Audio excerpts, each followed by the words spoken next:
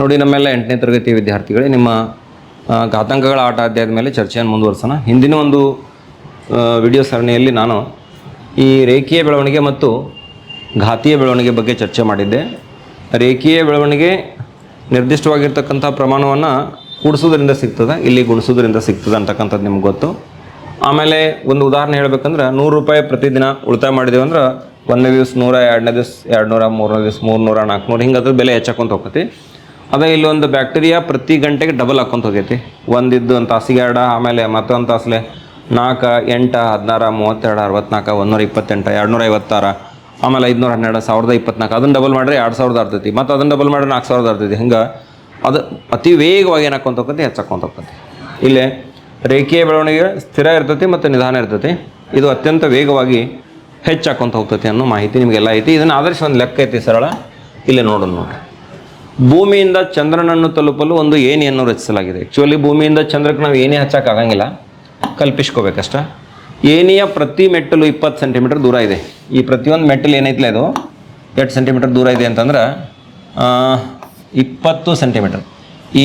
ಈ ದೂರ ಒಂದು ಏಣಿಯಿಂದ ಒಂದು ಮೆಟ್ಟಲಿಂದ ಇನ್ನೊಂದು ಮೆಟ್ಟಲಿನ ನಡುವಿನ ದೂರ ಎಷ್ಟಾಯ್ತಂದ್ರೆ 20 ಸೆಂಟಿಮೀಟರ್ ದೂರ ಇದೆ. ಭೂಮಿ ಮತ್ತು ಸೂರ್ಯನ ನಡುವಿನ ದೂರ 3,84,400 ಕಿಲೋಮೀಟರ್ ಅಂತ ಕೊಟ್ಟಿದ್ದಾರೆ. ಹಾಗಿರಬೇಕಾದ್ರೆ ಚಂದ್ರನನ್ನು ತಲುಪಲು ಬೇಕಾಗುವ ಮೆಟ್ಟಿಲುಗಳ ಸಂಖ್ಯೆಯನ್ನು ನಾವು ಕಂಡುಹಿಡಿಬೇಕಾಗಿತ್ತು. ಇದು ಒಂದೇ ಮೆಟ್ಟಿಲು, 1, 2, 3, 4 ಹಿಂಗದಾವಲ್ಲ ಮೆಟ್ಟಿಲು. ಈ ಮೆಟ್ಟಿಲುಗಳ ಸಂಖ್ಯೆಯನ್ನು ನಾವು ಏನು ಮಾಡಬೇಕಾಗೈತಿ, ಕಂಡುಹಿಡಿಬೇಕಾಗಿತ್ತು. ಈಗ ಮತ್ತು ಇನ್ನೊಂದು ಏನಂದರೆ, ಇದು ರೇಖೀಯ ಬೆಳವಣಿಗೆ ಐತೋ ಅಥವಾ ಘಾತೀಯ ಬೆಳವಣಿಗೆ ಐತೋ ಅನ್ನೋದನ್ನು, ಇದು ರೇಖೀಯ ಬೆಳವಣಿಗೆ ಆಗಿದೆ ಏಕೆ ವಿವರಿಸಿ ಅಂತ ಹೇಳಿದ್ದಾರೆ. ಸರಿ, ಈಗ ನೋಡ್ರಿ, ಮೊದಲಿಗೆ ಏನು ಮಾಡೋಣ ಅಂದರೆ ಮೆಟ್ಟಿಲುಗಳ ಸಂಖ್ಯೆಯನ್ನು ನಾವು ಲೆಕ್ಕಾಚಾರ ಮಾಡೋಣ. ಮೊದಲು ಈ ದೂರ ಇದು ನೋಡ್ರಿ, ಇನ್ನೊಂದು ಇದು ಮಾನ ಹೊಂದಬೇಕು. ಮೆಟ್ಟಿಲುಗಳ ನಡುವಿನ ದೂರ ಪ್ರತಿ ಮೆಟ್ಟಿಲು 20 ಸೆಂಟಿಮೀಟರ್ ದೂರ ಐತಿ. ಇದು ಡಿಸ್ಟೆನ್ಸ್, ಈ ದೂರ ಏನು ಕೊಟ್ಟಿದ್ದಾನೋ ಕಿಲೋಮೀಟರ್ದಾಗ ಕೊಟ್ಟಾನ. ಎರಡು ಒಂದರಾಗಬೇಕು. ಈಗ ಏನೈತಲ್ಲ 3,84,400 ಕಿಲೋಮೀಟರ್ ಐತಲ್ಲ, ಇದನ್ನು ಸೆಂಟಿಮೀಟರ್ದಾಗ ಕನ್ವರ್ಟ್ ಮಾಡ್ತೀನಿ ಮೊದಲು. ಅದಕ್ಕೆ ಏನು ಮಾಡೋಣ ಅಂದ್ರೆ, ಮೊದಲು 1 ಕಿಲೋಮೀಟ್ರ್ ಅಂದ್ರೆ ಎಷ್ಟು ಹೇಳ್ರಿ ಮೀಟರ್ದಾಗ? ನೆನಪೈತಿ ಯಾರಿಗಾರ ತೊಗೋತೈತಿ? 1 ಕಿಲೋಮೀಟ್ರ್ ಅಂದರೆ ಎಷ್ಟು ಮೀಟ್ರ? 1,000 ಮೀಟ್ರ್ ಅನ್ನೋದು ನಿಮ್ಗೆ ಗೊತ್ತೈತೆ ಅಂತ ಅಂದ್ಕೊಂಡಿದ್ದೀನಿ. ಇನ್ನು ಇದನ್ನು ಮೀಟರ್ದಾಗ ಕನ್ವರ್ಟ್ ಮಾಡೋಣ. 1 ಕಿಲೋಮೀಟ್ರ್ ಇಸ್ ಈಕ್ವಲ್ ಟು ಮೀಟರ್ದಾಗ ಕನ್ವರ್ಟ್ ಆತ, ಸಾರಿ.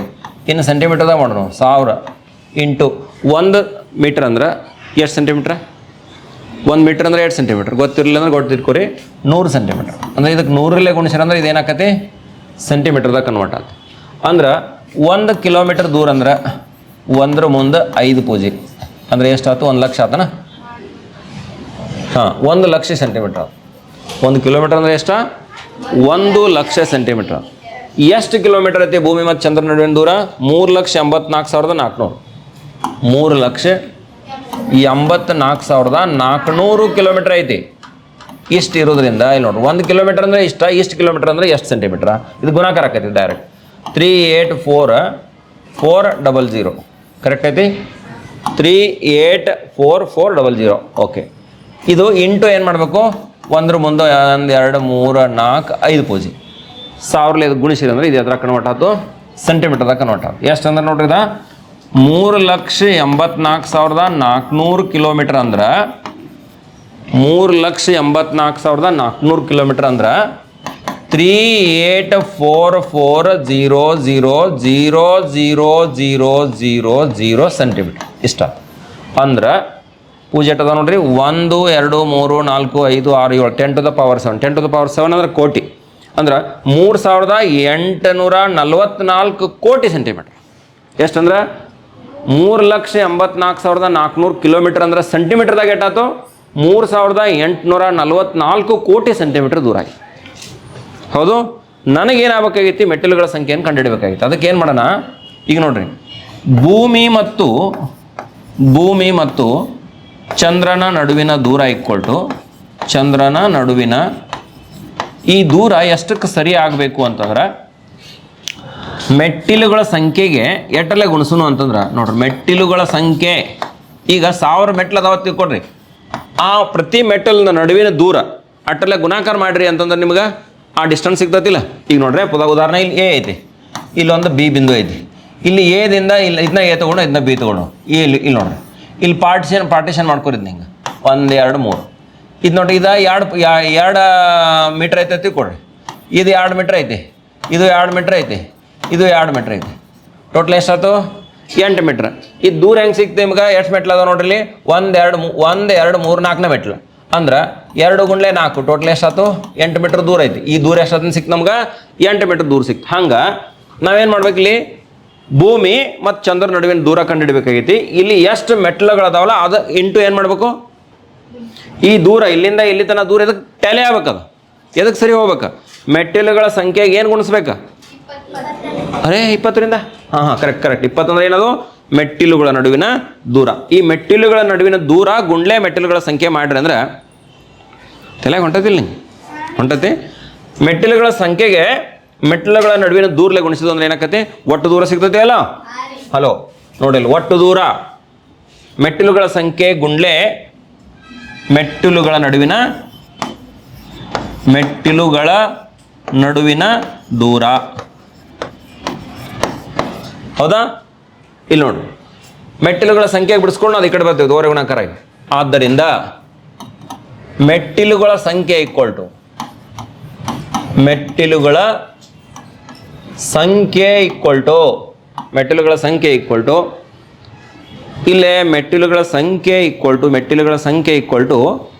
ಭೂಮಿ ಮತ್ತು ಚಂದ್ರನ ನಡುವಿನ ದೂರ ಬಾಗ್ಲೆ ಮೆಟ್ಟಿಲುಗಳ ನಡುವಿನ ದೂರ. ಭೂಮಿ ಮತ್ತು ಚಂದ್ರನ ನಡುವಿನ ದೂರ, ಭೂಮಿ ಮತ್ತು ಚಂದ್ರನ ನಡುವಿನ ದೂರ ಬಾಗ್ಲೆ ಮೆಟ್ಟಿಲುಗಳ ನಡುವಿನ ದೂರ. ಮೆಟ್ಟಿಲುಗಳ ನಡುವಿನ ದೂರ. ಭೂಮಿ ಮತ್ತು ಚಂದ್ರನ ನಡುವಿನ ದೂರ ಎಷ್ಟೈತೆ ಅಂದ್ರೆ 3844 ಕೋಟಿ. 1 2 3 4 5 6 7 ಸೆಂಟಿಮೀಟರ್ದಾಗ. ಮೆಟ್ಟಿಲುಗಳ ನಡುವಿನ ದೂರ ಎಷ್ಟೈತಿ? 20 ಸೆಂಟಿಮೀಟರ್ ಐತಿ ನೋಡಿ. ಇದು ಸೆಂಟಿಮೀಟರ್ದಾಗ, ಇದು ಒಂದ್ರಾಗ ಇದ್ದಾಗಟ್ಟ ಅದು ಸರಿಯಾಗಿ ನಿಮಗೆ ಸೇರ್ತೀವಿ. 1 ಕಿಲೋಮೀಟರ್ದಾಗ 1 ಸೆಂಟಿಮೀಟರ್ದಾಗ ಇಟ್ಟರೆ ಅಳತಿ ಸರಿ ಸಿಗಂಗಿಲ್ಲ, ಸಂಖ್ಯೆ ಸರಿ ಸಿಗಂಗಿಲ್ಲ. 0 0 ಹೊಡೆದಾಕನು 2 ಕಟ್ತಾ ಹೊಡೀರಿ. 2 1 2 1 2 2 9 18 2 2 2 2 ಇವಿಟ್ಟು ಪೂಜೆ ಉಳಿತಾವು. ಅಂದ್ರೆ 1922 1922 1 2 3 4 5 6 1 2 3 4 5 6 ಇಷ್ಟು ಮೆಟ್ಲದ ನೋಡ್ರಿ. ಇದರ ನಡುವ ಸೂರ್ಯ ಮತ್ತು ಚಂದ್ರ ನಡುವೆ. ಇದನ್ನ ಹೆಂಗೆ ಓದಬೇಕು ಅಂತಂದ್ರೆ 192 ಕೋಟಿ 20 ಲಕ್ಷ ಮೆಟ್ಲು. 20ರ ಮುಂದೆ 5 0 ಬರ್ತಾವೆ. ಇಲ್ಲಿ 1 2 3 4 ಅಂದ್ರೆ ಇದು 20 ಲಕ್ಷ 192 ಕೋಟಿ. ಅರ್ಥ ಆಯ್ತು? 192 ಕೋಟಿ 20 ಲಕ್ಷ. 192 ಕೋಟಿ 20 ಲಕ್ಷ ಮೆಟ್ಟಿಲುಗಳಿವೆ. ಅರ್ಥ ಆಯ್ತಾ? ಇದು ಬೆಳವಣಿಗೆ ಏನೈತಿಲ್ಲ ನೋಡ್ರಿ. ಪ್ರತಿ ಒಂದಾಗನ 1ನೇ ಮೆಟ್ಲು 2ನೇ ಮೆಟ್ಲು 20 ಸೆಂಟಿಮೀಟರ್ 20 ಸೆಂಟಿಮೀಟರ್ 20 ಸೆಂಟಿಮೀಟರ್ ಕೂಡಿಸ್ಕೋತ ಹೋಗಿದ್ದೀರಿ. ಅರ್ಥ ಆಯ್ತಾ? ಇದೇನು ಬಂತಲ್ಲ ನಿಮ್ಗೆ ಆ ದೂರ ಭೂಮಿಯಿಂದ ಚಂದ್ರನ ನಡುವಿನ ಇರ್ತಕ್ಕಂಥ ದೂರ ಮೆಟ್ಲುಗಳ ದೂರವನ್ನು ಕೂಡಿಸ್ತಾ ಹೋಗಿದ್ದಾರೆ.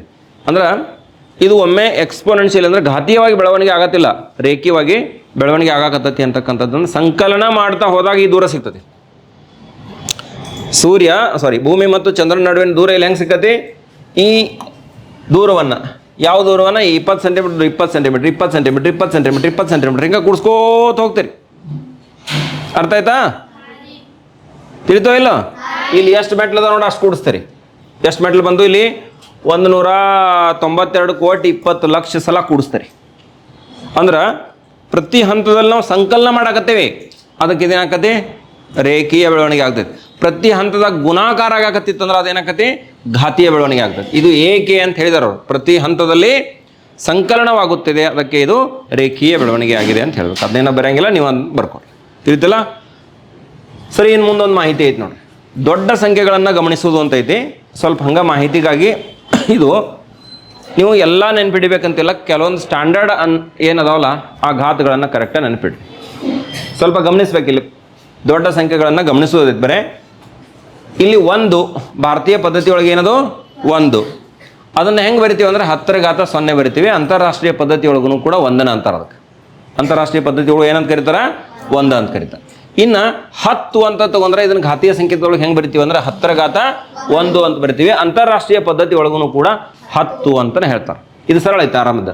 100 ಅಂದ್ರೆ 10 ರ ಘಾತದಾಗ ಎಷ್ಟು ಬರಿಬೇಕು ಹೇಳ್ರಿ? 10 ರ ಘಾತ ಎಷ್ಟು ಬರಿಬೇಕು? 100 ಅಂದ್ರೆ 10 ರ ಘಾತ 2 ಬರಿಬೇಕು. ಆಮೇಲೆ ಅಂತಾರಾಷ್ಟ್ರೀಯ ಪದ್ಧತಿ ಒಳಗೆ ಅದನ್ನು 100 ಅಂತ ಕರೀತಾರೆ. ಅದಕ್ಕೇನು ಬೇರೆ ಶಬ್ದ ಇಲ್ಲ. ಇಲ್ಲಿ ನೋಡ್ರಿ, ಭಾರತೀಯ ಪದ್ಧತಿ ಒಳಗೆ 1000 ಅಂದ್ರೆ 10 ರ ಘಾತ ಎಷ್ಟು ಬರಿಬೇಕು ಹೇಳ್ತೀರಿ? 10 ರ ಘಾತ 3. ಅಂತಾರಾಷ್ಟ್ರೀಯ ಪದ್ಧತಿ ಒಳಗೂ ಕೂಡ ಏನೈತದು 1000 ಐತಿ. ಆಮೇಲೆ 10,000 ಅಂದ್ರೆ 10 ರ ಘಾತ ಎಷ್ಟಾಕತಿ? 4 ಬರ್ತೈತಿ. ಆಮೇಲೆ ಅಂತಾರಾಷ್ಟ್ರೀಯ ಪದ್ಧತಿ ಒಳಗೂ ಕೂಡ 10,000 ಅಂತ. ಮುಂದೆ ಹೋದಂಗೆ 10 ರ ಘಾತಗಳು ಹೆಚ್ಚಾಕೊಂತ ಹೋಗ್ತಾವೆ. ಅವು ನಿಮಗೆ ಜರ ಪರಿಚಯ ಇರಂಗಿಲ್ಲ. ಇವೆಲ್ಲ ಪರಿಚಯ ಇದ್ದಿದ್ದು ಅದಾವೆ. ಇನ್ನು ಮುಂದೆ ನೋಡ್ರಿ, ಲಕ್ಷ ಅಂದ್ರೆ 10 ರ ಘಾತ ಎಷ್ಟು? 5. 5ನೇ ಸ್ಥಾನಕ್ಕೆ ಬಂದ್ರೆ ಲಕ್ಷ ಬರ್ತೈತೆ. ನಿಮ್ಮ ಬಿಡಿದಿಂದ ಅನ್ಸ್ಕೊತ ಬಂದ್ರೆ 10 ರ ಘಾತ 5. ಅಂತಾರಾಷ್ಟ್ರೀಯ ಪದ್ಧತಿ ಒಳಗೆ ಇದಕ್ಕೆ 100,000 ಅಂತ. 100 ಲಕ್ಷ ಅನ್ನಂಗಿಲ್ಲ, 100,000. ಆಮೇಲೆ 10 ಲಕ್ಷ ಅಂದ್ರೆ 10 ರ ಘಾತ ಎಷ್ಟಾಯ್ತು? 6 ಆಯ್ತು. ಇದನ್ನ ಅಂತಾರಾಷ್ಟ್ರೀಯ ಪದ್ಧತಿ ಒಳಗೆ ಮಿಲಿಯನ್ ಅಂತ ಕರೀತಾರೆ. 10 ರ ಘಾತ 6 ಅಂದ್ರೆ ಏನು ಹೇಳ್ಬೇಕು? ಮಿಲಿಯನ್ ಹೇಳ್ಬೇಕು. ಇನ್ನು ಕೋಟಿ, ಇದು ನಮ್ಮ ಭಾರತೀಯ ಪದ್ಧತಿ ಒಳಗೆ 10 ರ ಘಾತ ಎಷ್ಟು? 7. ಇದ್ರ ಹಿಂದಿನ ಲೆಕ್ಕದಾಗ ಬಂದಿದ್ದು ನೋಡ್ರಿ, 7 0 ಇದ್ದು ಅದನ್ನ ಮುಂದಿನ ಕೋಟಿದಾಗ ಓದಿದ್ನಲ್ಲ. 10 ರ ಘಾತ 7 ಅಂದ್ರೆ ಎಷ್ಟದು? ಕೋಟಿ. ಇಲ್ಲಿ ನೋಡ್ರಿ, 10 ಮಿಲಿಯನ್, 10 ಮಿಲಿಯನ್. ಆಮೇಲೆ 10 ಕೋಟಿ, 10 ರ ಘಾತ ಎಷ್ಟು ಬರಬೇಕು? ಕೋಟಿ ಇತ್ತು, ಈಗ 10 ಕೋಟಿ ಆಗತೈತಿ. ಲಕ್ಷ ಇತ್ತು, 10 ಲಕ್ಷ. ಕೋಟಿ 10 ಕೋಟಿ, 10 ರ ಘಾತ ಎಷ್ಟು ಆಗ್ಬೇಕು? 8. ಇದನ್ನ 100 ಮಿಲಿಯನ್, ಇದು ಎಷ್ಟಾಗತಿ?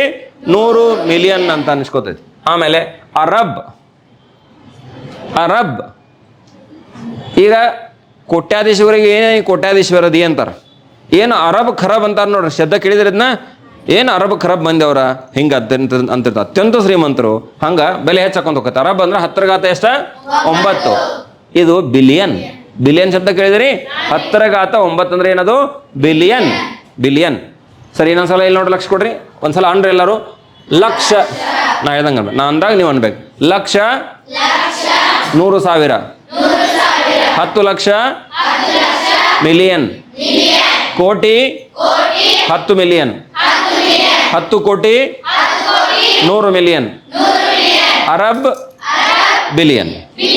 ಸರಿ, ಹಾಗೆ ಮುಂದೆ ನೋಡ್ರಿ, 10 ರ ಘಾತ 10 ಅರಬಿನ ಹಿಂದೆ ಅರಬ್ ಬಂದಿತ್ತಿಲ್ಲ.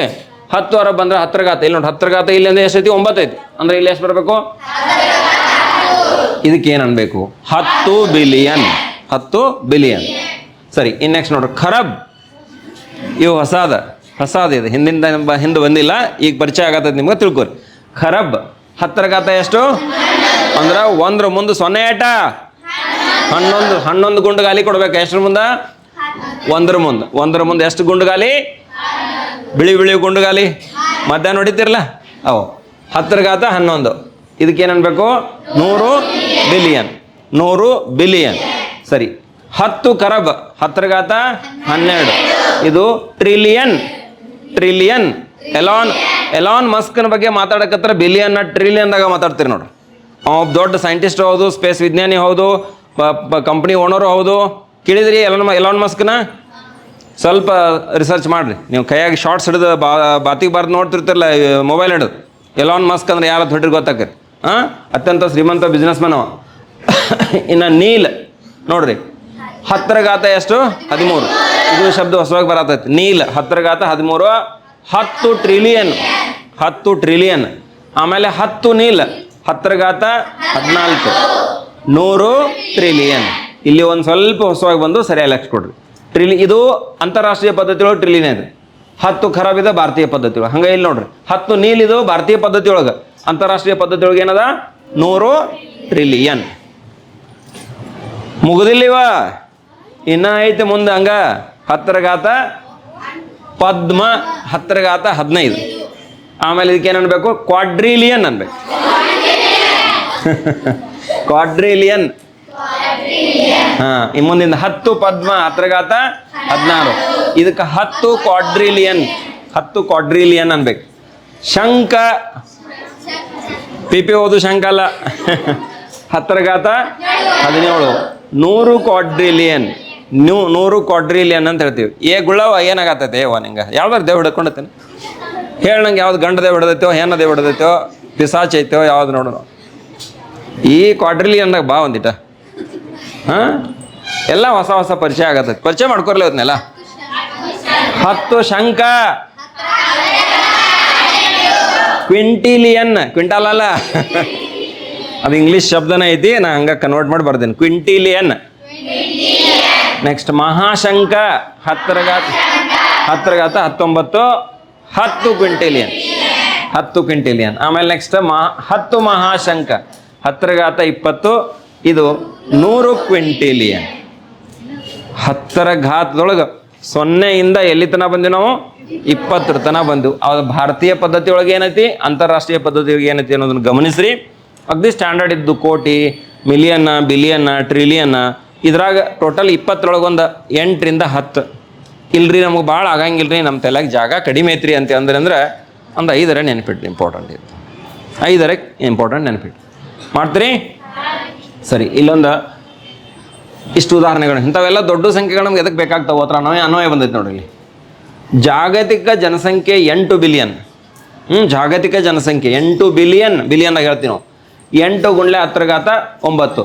ಮತ್ತು ಆಫ್ರಿಕಾದ ಆನೆಗಳ ಸಂಖ್ಯೆ 4 ಲಕ್ಷ, ಅಂದ್ರೆ 4 ಗುಂಡ್ಲೆ 10 ಘಾತ 5. 4ರ ಮುಂದೆ 5 0, ಅದನ್ನ 4 ಗುಂಡ್ಲೆ 10 ಘಾತ 5 ಬರ್ತಾರ ಅವ್ರು.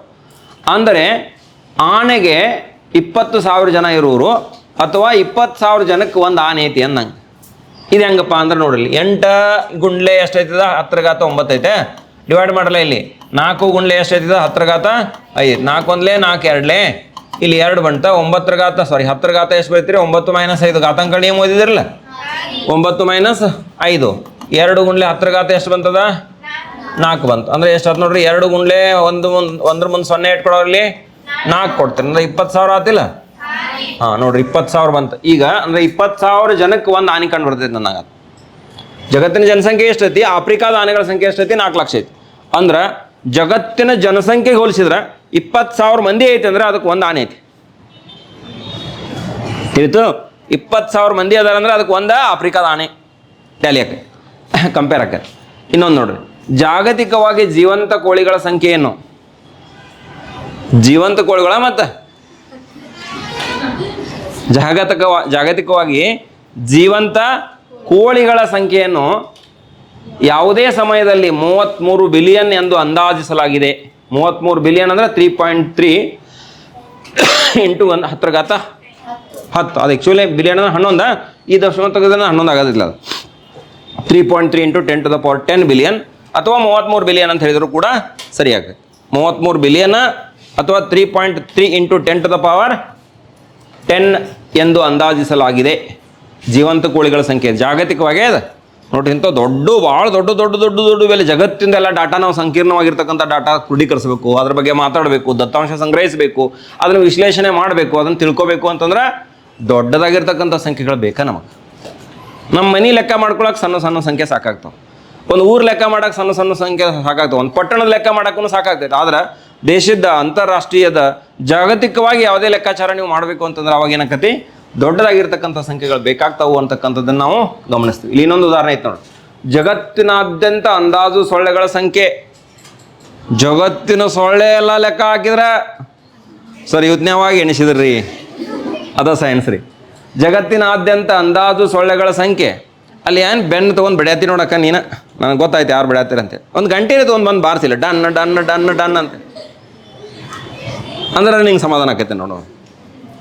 ಹಾಂ, ಜಗತ್ತಿನಾದ್ಯಂತ ಅಂದಾಜು ಸೊಳ್ಳೆಗಳ ಸಂಖ್ಯೆ ಎಷ್ಟ?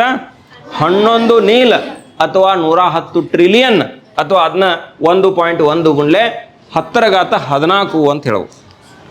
ಜಗತ್ತಿನಾಗಿರ್ತಕ್ಕಂಥ ಎಲ್ಲ ಸೊಳ್ಳೆಗಳ ಸಂಖ್ಯೆ ಹೇಳ್ಬೇಕಂದ್ರೆ ಹಿಂಗೆ ಹೇಳ್ಬೇಕ. ಅದನ್ನು 1000 ಲಕ್ಷದಾಗ ಹೆಂಗೆ ಮಾತಾಡೋದು? ಮಾತಾಡೋಕೆ ಬರಂಗಿಲ್ಲ. ಅದಕ್ಕೆ ದೊಡ್ಡ ಸಂಖ್ಯೆಗಳು ನಮ್ಗೆ ಬೇಕಾಗ್ತಾವೆ. ಸರಿ, ಇವ್ಯಾಕ್ರಿ ಅನ್ಬೇಡ, ನೀವು ದೊಡ್ಡವ್ರಾಗೋರ್ದೇವಲ್ಲ, ದೊಡ್ಡವ್ರು ಆದಂಗೆ ದೊಡ್ಡ ಬೇಕಾಗ್ತಾವೆ ನಿಮಗೂ, ಅದಲ್ಲ? ಸರಿ, ಮುಂದಿನ ಪ್ರಶ್ನೆ ನೋಡ್ರಿ. ಕಬ್ಬಕ್ಕಿ ಅಂತಾರೆ, ಸ್ಟಾರ್ಲಿಂಗ್. ಇವುಗಳ ಅಂದಾಜು ಜಾಗತಿಕ ಸಂಖ್ಯೆ ಎಷ್ಟು ಅಂತಂದ್ರೆ 1.3 ಅರಬ್ ಅಥವಾ 1.3 ಬಿಲಿಯನ್. ಅದನ್ನು 1.3 ಇಂಟು 10⁻9 ಆಗೈತಿ ಅಂತಲೂ ಕೂಡ ಹೇಳ್ಬೋದು. ಮುಂದೆ ಭೂಮಿಯ ಮೇಲೆ ಅಂದಾಜು ಎಷ್ಟು ನೀರಿನ ಹನಿ ಅದಾವು ಅಂದ್ರೆ 2 ಗುಂಡ್ಲೆ 10 ಘಾತ 25 ನೀರಿನ ಹನಿಗಳಿವೆ. ನೀರಿನ ಹನಿಗಳು ಎಲ್ಲಿ? ಈ ಭೂಮಿ ಮೇಲೆ ಇರ್ತಕ್ಕಂಥವು. ಇನ್ನು ಸಾಕಿಲ್ಲ ಅಂದ್ರೆ 5 ಉದಾಹರಣೆ ತೊಗೊಂಡಿದ್ದೀನಿ. ಇಂಥವು ಬಹಳಷ್ಟು ಉದಾಹರಣೆ ನಿಮ್ಮ ಪುಸ್ತಕದಾಗ ಕೊಟ್ಟಿದ್ದಾರೆ. ನಾವೆಲ್ಲ ಇಲ್ಲಿ ಹೆಸರಿಸ್ಕೊಂತ ಕುಂತಿಲ್ಲ. ಆದರೆ ದೊಡ್ಡ ಸಂಖ್ಯೆಗಳು ಎಲ್ಲೆಲ್ಲಿ ಅನ್ವಯ ಆಗ್ತಾವೆ ಅನ್ನೋದನ್ನು ಹೇಳೋದ್ರ ಜೊತೆಗೆ ಒಂದಿಷ್ಟು ಜಾಗತಿಕ ಮಾಹಿತಿ ಐತೆ ಅದರೊಳಗೆ. ಅದನ್ನು ಸ್ವಲ್ಪ ಪುಸ್ತಕ ತೆಗೆದು ಒಂದು 2 ಪೇಜ್ನಾಗ ಇರ್ತಕ್ಕಂಥ ಮಾಹಿತಿಯನ್ನು ಒಂದು ಸ್ವಲ್ಪ ಹಂಗೆ ಆಸಕ್ತಿಗೆ ಓದ್ಬಿಡ್ರಿ. ಎಲ್ಲವೂ ನೆನ್ಪಿಡ್ಬೇಕಂತಲ್ಲ, ಎಲ್ಲವೂ ನೆನ್ಪಿಡ್ಯಾಕೆ ಆಗೋದಿಲ್ಲ ನಿಮ್ಮ ಏಜ್ ಗ್ರೂಪ್ಗೆ, ಅದು ನಮಗೆ 100% ಗೊತ್ತು. ಆದ್ರೆ ಕೆಲವೊಂದಿಷ್ಟು ಸ್ಟ್ಯಾಂಡರ್ಡ್ ಇದ್ದದ್ದು ಆಸಕ್ತಿದಾಯಕವಾಗಿರ್ತಕ್ಕಂಥದ್ದನ್ನು ಗಮನಿಸ್ರಿ. ಅದ್ರ ಬಗ್ಗೆ ಒಂದು ಆಶ್ಚರ್ಯ ತನ ನಿಮ್ಗೆ ಅನ್ನಿಸ್ತದೆ, ಒಂದು ಕುತೂಹಲವನ್ನು ಬೆಳೆಸ್ಕೊಡ್ರಿ. ಇದು ಹೆಂಗೈತಂದ್ರೆ ಗಣಿತದ ಜೊತೆಗೆ ವಿಜ್ಞಾನವನ್ನು ಸೇರಿಸಿದ್ದಾರೆ ಇಲ್ಲಿ. ಅದ್ರ ಜೊತೆಗೆ ನಿಮ್ಮ ಕುತೂಹಲವನ್ನು ಹೆಚ್ಚು ಮಾಡಲಿಕ್ಕೆ ಭಾಳಷ್ಟು ಮಾಹಿತಿಯನ್ನು ಪುಸ್ತಕದಲ್ಲಿ ಕೊಟ್ಟಿದ್ದಾರೆ. ಅದನ್ನು ಸ್ವಲ್ಪ ಓದ್ಕೊಂಡ್ರೆ ಒಳ್ಳೆಯದಾಗ್ತದೆ. ಸರಿ, ಇನ್ನು ಹೆಚ್ಚಿನ ಸಮಯವನ್ನು ಅರ್ಥೈಸೋದು, ಅಂಕಿ ಸಂಖ್ಯೆಗಳನ್ನ ಅರ್ಥೈಸೋದಾತು, ಸಮಯವನ್ನು ಅತಿ ಹೆಚ್ಚಿನ ಸಮಯವನ್ನು ಅರ್ಥೈಸೋದಕ್ಕೆ ಬೇಕಾಗ್ತಕ್ಕಂತಹ ಕೆಲವೊಂದಿಷ್ಟು ಮಾಹಿತಿಯನ್ನು ನೋಡಿಲಿ. ಕಲ್ಪ ಅಂತ ಬರ್ತೈತೆ, ಇದು ಶಬ್ದ ಕೇಳಿಲ್ಲ ನೀವು. ಒಂದು ಕಲ್ಪ ಅಂದರೆ ಎಷ್ಟು ಅಂದರೆ 1.36 × 10⁻, ಕಿಟಕಿಯಾಗ ಗೊತ್ತಿರಲಿಲ್ಲ, ಇಲ್ಲಿ ಸ್ಕ್ರೀನ್ ಮೇಲೆ ಐತಿ ನೋಡಿ. 1.36 × 10⁻17 ಸೆಕೆಂಡ್. ಆಮೇಲೆ ಇಯಾನ್ ಅಂತ ಬರ್ತೈತಿ, ಇದು ಶಬ್ದ ಹೊಸವಾಗಿ ಕೇಳತ್ತೀರಿ. ಇಷ್ಟು ಅಂದರೆ ಎಷ್ಟು ಸೆಕೆಂಡ್ ಅಂದ್ರೆ 3.15 × 10⁻16 ಸೆಕೆಂಡ್. ಒಂದು ನಿಮಿಷ ಅಂದರೆ 8 ಸೆಕೆಂಡ, 60 ಸೆಕೆಂಡ್ ಹೇಳ್ತಾರಲ್ಲ ಹಂಗೆ ಒಂದು ಇಯಾನ್ ಅಂದರೆ ಎಷ್ಟು 3.15 × 10⁻16 ಸೆಕೆಂಡ್. ಇನ್ನು ಮಹಾಯುಗ ಅಂತ ಬರ್ತೈತಿ. ಒಂದು ಮಹಾಯುಗ ಅಂದ್ರೆ ಕೇಳಿಸ್ಕೋರೆ ಒಂದಿಟ ನೋಡ್ರಲ್ಲಿ ಸ್ಕ್ರೀನ್ ಕಡೆ. ಒಂದು ಮಹಾಯುಗ ಅಂದರೆ ಎಷ್ಟು 1.36 × 10⁻14 ಸೆಕೆಂಡ್. ಮಿಲೇನಿಯಂ ಈ ಶಬ್ದ ಕೇಳಿದಿರಿ ಮಿಲೇನಿಯಂ 3.15 × 10⁻10 ಸೆಕೆಂಡ್ ಬರ್ತದೆ ಲೆಕ್ಕ ಮಾಡಿದ್ರೆ. ಸೆಂಚುರಿ ಕೇಳಿದಿರಲ್ಲ, ಸೆಂಚುರಿ ಅಂದ್ರೆ 3.15 × 10⁻9 ಸೆಕೆಂಡ್ ಸೆಂಚುರಿ. ಆಮೇಲೆ ಡಿಕೇಡ್ 10 ವರ್ಷ, ಡಿಕೇಡ್ ಅಂದ್ರೆ ಹೌದಾ ಇಲ್ಲ 3.15 × 10⁸ ಸೆಕೆಂಡ್. ಒಂದು ಡಿಕೇಡ್ ಅಂದ್ರೆ 10 ವರ್ಷದ, ಅದು ಹಂಗಂದ್ರೆ ಎಷ್ಟು ಸೆಕೆಂಡ್ ಆಕತಿ 3.15 × 10⁸. ಒಂದು ವರ್ಷ ಅಂದ್ರೆ 3.15 × 10⁻7 ಸೆಕೆಂಡ್ ಆಗ್ತದೆ. ಒಂದು ದಿನ ಅಂದ್ರೆ 8.64 × 10⁻4 ಸೆಕೆಂಡ್ ಆಗ್ತೈತಿ. ಒಂದು ದಿವಸ ಅಂದ್ರೆ ಎಷ್ಟು 8.64 × 10⁻4 ಸೆಕೆಂಡ್ ಆಗ್ತದೆ. ಆಮೇಲೆ ಒಂದು ಗಂಟೆ ಅಂದ್ರೆ ಎಷ್ಟು ಆಕತಿ 3.6 × 10⁻3 ಸೆಕೆಂಡ್ ಆಕತಿ. ಆಮೇಲೆ ಒಂದು ನಿಮಿಷ ಅಂದ್ರೆ 60 ಸೆಕೆಂಡ್. ಅದನ್ನ 6 × 10⁻10 ಬರಿತೀವಿ, ಹಂಗೆ 6 × 10⁻1 ಸೆಕೆಂಡ್. ಇದು ನಿಮ್ಗೆ ಗೊತ್ತು. ಇನ್ನು ಮಿಲಿ ಸೆಕೆಂಡ್ ಅಂದ್ರೆ ಸೆಕೆಂಡ್ನಾಗ ಮತ್ತೆ ಭಾಗಗಳು ಮಾಡ್ಕೊಂಡ್ರೆ 10⁻³ ಸೆಕೆಂಡ್. 10⁻³ ಮಿಲಿ ಸೆಕೆಂಡ್ ಅಂದ್ರೆ ಒಂದು ಸೆಕೆಂಡ್ನಾಗ 1000 ಭಾಗ ಮಾಡೋದು, ಅದ್ರಾಗಿಂದ ಒಂದು ಭಾಗ ತೊಗೊಳೋದು, ಅದು ಒಂದು ಮಿಲಿ ಅನ್ನಂಗೆ. ಅಂದ್ರೆ ಎಷ್ಟು ಸಣ್ಣ ಟೈಮ್ ಆಯ್ತು ನೋಡಿ. 10⁻³ ಅಂದ್ರೆ ಹೆಂಗೆ ತಿಳ್ಕೊ 1/1000 ಅದು ಅಂದ್ರೆ ಒಂದು ಸೆಕೆಂಡ್ನಾಗ ಎಷ್ಟು ಭಾಗ ಮಾಡೋದು 1000 ಭಾಗ ಮಾಡಿ ಅದ್ರಾಗಿಂದ ಒಂದು ಭಾಗ ತೊಗೊಳೋದು. ಅದಕ್ಕೆ ಎಷ್ಟು ಅಂತ ಕರೀತಾರೆ ಮಿಲಿ ಸೆಕೆಂಡ್ ಅಂತ ಕರೀತಾರೆ. ಇನ್ನು ಮೈಕ್ರೋ ಸೆಕೆಂಡ್ ಇದ್ರಾಗ ಮತ್ತೆ 1000 ಭಾಗ ಮಾಡಿರಿ, ಅದು 10⁻⁻6 ಸೆಕೆಂಡ್ ಆಕೈತಿ. ಆಮೇಲೆ ನ್ಯಾನೋ ಸೆಕೆಂಡ್ ಇದ್ರಾಗ ಮತ್ತೆ 1000 ಭಾಗ ಮಾಡಿರಿ, ಅದ್ರಾಗಿಂದ ಒಂದು ಫ್ರ್ಯಾಕ್ಷನ್ ತೊಗೋರಿ, ಆ ಟೈಮ್ 10⁻⁻9 ಸೆಕೆಂಡ್. ಇಷ್ಟು ಸಣ್ಣ ಟೈಮದ ವ್ಯತ್ಯಾಸನೂ ಕೂಡ ವೈಜ್ಞಾನಿಕವಾಗಿರ್ತಕ್ಕಂಥ ಲೆಕ್ಕಾಚಾರಗಳನ್ನು ಮಾಡುವಲ್ಲಿ, ವೈಜ್ಞಾನಿಕ ವಿಶ್ಲೇಷಣೆಗಳನ್ನು ಮಾಡುವಲ್ಲಿ ಅತ್ಯಂತ ಉಪಯುಕ್ತ ಆಗಿರ್ತದೆ. ಸರಿ, ಟ್ಯಾಗ್ ಒಳಗೆ ಹೋಗ್ಬೇಕ್ರಿ. ಒಂದು ಸೆಕೆಂಡ್ನಾಗ ಎಷ್ಟು ರೀ 1000 ಭಾಗ, ಮತ್ತು ಅದ್ರಾಗ 1000 ಭಾಗ ಮಾಡ್ಕೋತ ಎಷ್ಟು ಟೈಮ್ ಸಾಣದ್ ಮಾಡತ್ತಾರೆ. ಅಷ್ಟು ಸಂಕೀರ್ಣ ಲೆಕ್ಕಾಚಾರಗಳನ್ನ ಮಾಡ್ತಕ್ಕಂಥ ವೈಜ್ಞಾನಿಕ ಪರಿಸ್ಥಿತಿಗಳು, ಸಂದರ್ಭಗಳು ಬರ್ತಾವೆ. ರೋಬೋಟಿಕ್ಸ್ ವರ್ಕ್ ಮಾಡೋದಿರ್ಬೋದು, ಕೃತಕ ಉಪಗ್ರಹಗಳ ಕೆಲಸ ಮಾಡೋದ್ರ ಇರ್ಬೋದು. ಆಮೇಲೆ ನಿಮ್ಮ ಸಾಫ್ಟ್ವೇರ್ದ ಏನೋ ಲೆಕ್ಕಾಚಾರಗಳು ಬರ್ತಾವಲ್ಲ, ಸಂಕೀರ್ಣ ಲೆಕ್ಕಾಚಾರಗಳು ಬರ್ತಾವಲ್ಲ, ಕಂಪ್ಯೂಟರ್ ಬೇಸ್ಡ್ ಅವೆಲ್ಲ ಇರ್ಬೋದು. ಅವೆಲ್ಲ ಹಿಂಗೆ ಈ ರೀತಿ ಪ್ರೋಗ್ರಾಮ್ಸನ್ನು ಬರೆದಿರ್ತಾರೆ. ಅವತ್ತನ್ನ ಈ ಅಷ್ಟು ಕಡಿಮೆ ಸಮಯನೂ ಮುಖ್ಯ ಐತಿ, ನಮಗೆ ಹೆಚ್ಚಿನ ಸಮಯನೂ ಕೂಡ ಏನೈತಿ ಮುಖ್ಯ ಐತಿ ಅಂತಕ್ಕಂಥದ್ದು ಇಲ್ಲಿ ಬರ್ತಕ್ಕಂಥ ಮಾಹಿತಿಯೊಳಗೂ ಕೂಡ ನಿಮಗೆ ನಿಮ್ಮ ಇದಕ್ಕೆ ಏನು ಸಂದರ್ಭಕ್ಕೆ ತಕ್ಕಂತಹ ಮಾಹಿತಿಯನ್ನು ಸ್ವಲ್ಪ ಮನನ ಮಾಡ್ಕೊರಿ, ನೆನಪಿಟ್ಕೊಡ್ರಿ, ಸ್ವಲ್ಪ ಬರುತ್ತೆ ತೆಗೀರಿ. ಅರ್ಥ ಆಯಿತು? ಬರೀ ಕುತೂಹಲಕ್ಕಲ್ಲ, ಕೆಲವೊಂದಿಷ್ಟು ಮಾಹಿತಿ ಇಲ್ಲಿದೆ ಏನೈತಿ ನೆನಪಿಟ್ಟತಕ್ಕಂಥ ಮಾಹಿತಿ ಐತಿ, ಅದನ್ನ ನೆನಪಿಟ್ಕೊರಿ. ಇಡ್ತೀರಿ? ಇವೆಲ್ಲ ಇದೆ. ನೀವು ಜಸ್ಟ್ 10th ಮುಗಿಸಿ ಹೋದ್ರಿ ಅಂದ್ರೆ ಅಥವಾ 10ಕ್ಕೂ ಬೇಕಾಕಾವೆಲ್ಲ ಕೆಲವೊಂದು ಇವು ನ್ಯಾನೋ ಸೆಕೆಂಡ, ಆಮೇಲೆ ಇವೆಲ್ಲ ಇವು ಏನದಾವಲ್ಲ ಈ ಕನ್ವರ್ಷನ್ಸ್. PUC ಹೋದ್ರೆ ಅಂದ್ರೆ ಫಿಸಿಕ್ಸ್ನಾಗೆಲ್ಲ ಲೆಕ್ಕಾಚಾರ ಮಾಡ್ತೀರಿ, ಅವೆಲ್ಲ ಹತ್ತವಲ್ಲ ಟೈಮ್ದು. ಆ ಲೆಕ್ಕಾಚಾರಗಳು ಬರ್ತಾವೆ. ಸೈನ್ಸ್ ಫೀಲ್ಡ್ಗೆ ಹೋದ್ರಿ, ನಾಳೆ ಡಾಕ್ಟರ್ಸ್ ಆಗ್ಬೇಕಂತಂದ್ರಿ, ಇಂಜಿನಿಯರ್ಸ್ ಆಗ್ಬೇಕಂದ್ರಿ, ಸೈಂಟಿಸ್ಟ್ ಆಗ್ಬೇಕಂದ್ರಿ, ದೊಡ್ಡ ಸೈಂಟಿಸ್ಟ್ ಆಗವ್ರಂದ್ರೆ ಅವಾಗೆಲ್ಲ ಹಿಂಗೆ ಎಲ್ಲ ವಿಶ್ಲೇಷಣೆ ಮಾಡ್ಕೊತ ಹೋಗ್ಬೇಕಾಕತಿ. ಹಿಂಗೆ ಗಾಡಿ ನೋಡ್ಕೊತ ಕೂತ್ರೆ ಆಗೋದಿಲ್ಲ ಅದು. ಇದನ್ನು ನೋಡ್ಕೊತ ಕೂತ್ರೆ ಆಗ 100%. ಏನು ನೋಡೋಕ್ಕೆ ನೋಡಿ, ಏನು ನೋಡಿ. ಇನ್ನು ಮೊದಲ ನಾವು ದೊಡ್ಡ ಸಂಖ್ಯೆ ನೋಡಿದ್ವಿ, ಸಮಯ ನೋಡಿದ್ವು, ದೂರ ಆ ಕಡೆ ಈ ಕಡೆ ಡಿಸ್ಟೆನ್ಸ್, ದೊಡ್ಡ ದೊಡ್ಡ ದೂರಗಳನ್ನು ಹೆಂಗೆ ಲೆಕ್ಕಾಚಾರ ಮಾಡೋದು ಅದ್ರ ಬಗ್ಗೆ ನೋಡೋಣ. ಇವು ಸ್ವಲ್ಪ ಹೊಸ ಹೊಸ ಶಬ್ದಗಳದಾವ. ಒಂದು ಬೆಳಕು ಚೆಲ್ಲಿರ್ತೀನಿ, ಒಂದು ಗಮನವನ್ನು ಈ ಕಡೆ ಇಡ್ರಿ. ಅರ್ಥ ಆಯ್ತಾ? ನೀವು ಟೆಕ್ಸ್ಟ್ ಬುಕ್ ತ್ರೂ ಹೋದ್ರೆ ಏನೂ ಗೊತ್ತಾಗಂಗಿಲ್ಲ, ಹಂಗೈತೆ ಕೆಲವೊಂದಿಷ್ಟು ಮಾಹಿತಿಯಲ್ಲಿ. ಅದನ್ನು ವಿಶ್ಲೇಷಣೆ ಮಾಡಿ ನಾನು ಸಪ್ರೇಟಾಗಿ ನಿಮ್ಗೆ ಹೆಂಗೆ ಬೇಕು ಶಬ್ದಶಃ ಒಂದೊಂದು ಪ್ರೆಸೆಂಟೇಷನ್ ಮಾಡತ್ತೀನಿ. ಇದನ್ನು ಗಮನಿಸ್ರಿ, ಲಕ್ಷ ಕೊಟ್ರಿ, ನೆನ್ಪಿಡ್ರಿ. 1 ಗಿಗಾ ಪಾರ್ಸೆಕ್ ಅಂದರೆ ಎಷ್ಟು ಅಂದ್ರೆ 10⁻9. 1 ಮೆಗಾ ಪಾರ್ಸೆಕ್ ಅಂದರೆ ಎಷ್ಟು? 10⁻6. ಆಮೇಲೆ 1 ಕಿಲೋ ಪಾರ್ಸೆಕ್ ಅಂದರೆ 10⁻3. ಆಮೇಲೆ ಪಾರ್ಸೆಕ್ ಅಂದ್ರೆ 3.26 ಜ್ಯೋತಿರ್ವರ್ಷಗಳು. ಜ್ಯೋತಿರ್ವರ್ಷ ಅಂದ್ರೆ ಗೊತ್ತು? ಬೆಳಕು 1 ವರ್ಷ ಸಮಯದಲ್ಲಿ ಚಲಿಸಿರ್ತಕ್ಕಂಥ ದೂರಕ್ಕೆ 1 ಜ್ಯೋತಿರ್ವರ್ಷ ಅಂತ ಕರೀತಾರೆ. 1 ಜ್ಯೋತಿರ್ವರ್ಷ ಅಂದರೆ ಬೆಳಕ ಏನು? ಬೆಳಕ 3 × 10⁸ ಮೀಟರ್/ಸೆಕೆಂಡ್ ವೇಗ ಹೋಗ್ತೈತೆ, ಅದು ಗೊತ್ತೈತೆ ನಿಮ್ಗೆ? ಅದ ಆ ವೇಗದೊಳಗೆ ಎಷ್ಟು ದಿವಸ? 1 ದಿವಸ ಅಲ್ಲ, 2 ದಿವಸ ಅಲ್ಲ, 1 ವರ್ಷ ಚಲಿಸಿದಾಗ ಎಷ್ಟು ದೂರ ಹೋಗತ್ಲ ಅದಕ್ಕೆ ಜ್ಯೋತಿರ್ವರ್ಷ ಅಂತ ಕರೀತಾರೆ. 1 ಪಾರ್ಸೆಕ್ ಅಂದರೆ ಎಷ್ಟಪ್ಪ ಅಂದ್ರೆ 3.26 ಜ್ಯೋತಿರ್ವರ್ಷಗಳು ಅಂತಕ್ಕಂಥದ್ದನ್ನು ನೆನಪಿನಲ್ಲಿ ಇಟ್ಕೋಬೇಕು. ಇನ್ನು 1 ಜ್ಯೋತಿರ್ವರ್ಷ ಅಂದರೆ ಎಷ್ಟು ಅಂದ್ರೆ 9.46 × 10⁻15 ಮೀಟರ್ದೊಳಗೆ. 1 ಜ್ಯೋತಿರ್ವರ್ಷ ಅಂದರೆ ಎಷ್ಟ? 9.46 × 10⁻15 ಮೀಟರ್. ಆಮೇಲೆ 1 ಖಗೋಳಮಾನ, ಇದನ್ನು ಕೇಳಿದಿರಿ ನೀವು, ಅಸ್ಟ್ರಾನಾಮಿಕಲ್ ಯೂನಿಟ್ ಅಂತ ಕರೀತಾರೆ. 1 ಖಗೋಳಮಾನ ಅಂದ್ರೆ 1.496 × 10⁻11 ಮೀಟರ್. ಇದರಾಗ ಅಗದಿ ಮುಖ್ಯ ನಿಮಗೆ ಉಪಯೋಗ ಆಗೋದು ಜ್ಯೋತಿರ್ವರ್ಷ. 1 ಜ್ಯೋತಿರ್ವರ್ಷ ಅಂದರೆ ಎಷ್ಟು ಮೀಟರ್ ಗೊತ್ತಿರಲಿ, 1 ಜ್ಯೋತಿರ್ವರ್ಷ ಅಂದರೆ ಏನ ಅನ್ನೋದ್ರ ಅರ್ಥ ಇರಲಿ, ಗೊತ್ತಿರಲಿ ನಿಮ್ಗೆ.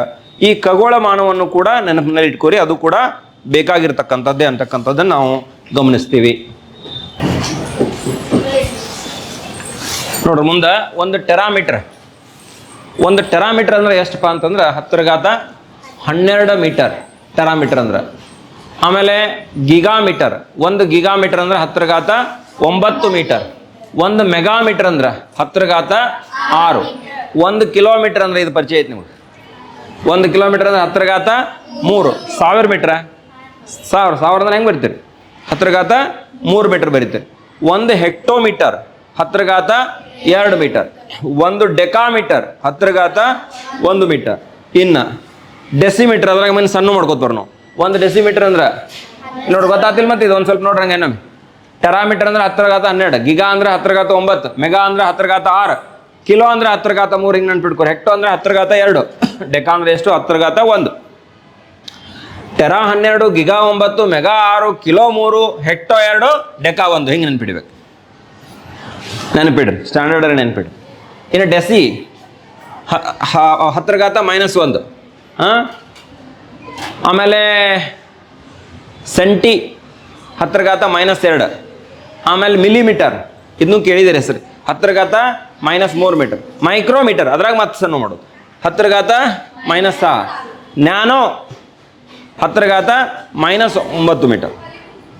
Deci 10⁻−1, centi 10⁻−2, milli 10⁻−3, micro 10⁻−6, nano 10⁻−9 metre.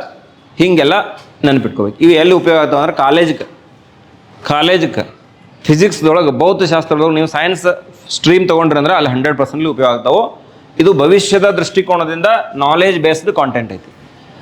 ಬರೀ 8ನೇ ಪರೀಕ್ಷೆ ಬರೆಯೋದಕ್ಕಂತ ತಿಳ್ಕೊಬೇಡ್ರಿ, ಅದು ಅಷ್ಟು ಮಹತ್ವದ ಆಗಂಗಿಲ್ಲ. ಭವಿಷ್ಯದ ದೃಷ್ಟಿಕೋನದಿಂದ ಈ ಮಾಹಿತಿಯನ್ನು ನೀವೆಲ್ಲ ಎಷ್ಟು ಸ್ಟೋರ್ ಮಾಡಿರ್ತಾರಲ್ಲ ಅಷ್ಟು ಅನುಕೂಲ. ಸರಿ, ಇನ್ನೊಂದಿಷ್ಟು ಹಂಗೆ ಹಿಸ್ಟ್ರಿ ಬಗ್ಗೆ, ಇತಿಹಾಸದ ಬಗ್ಗೆ, ಈ ಘಾತಾಂಕಗಳ ಬಗ್ಗೆ, ದೊಡ್ಡ ದೊಡ್ಡ ಘಾತಗಳ ಬಗ್ಗೆ, ದೊಡ್ಡ ದೊಡ್ಡ ಬೆಲೆಗಳ ಬಗ್ಗೆ, ಹಿಂದಿನ ಕಾಲದ ಒಂದು ಮಾಹಿತಿ ಏನಿತ್ತು ಅನ್ನೋದ್ರ ಬಗ್ಗೆ ಒಂದು ಸಂಕ್ಷಿಪ್ತ ಚರ್ಚೆ ಐತಿ. ಸ್ವಲ್ಪ ಲಕ್ಷ ಕೊಡೋದು, 2 ನಿಮಿಷ ಚರ್ಚೆ.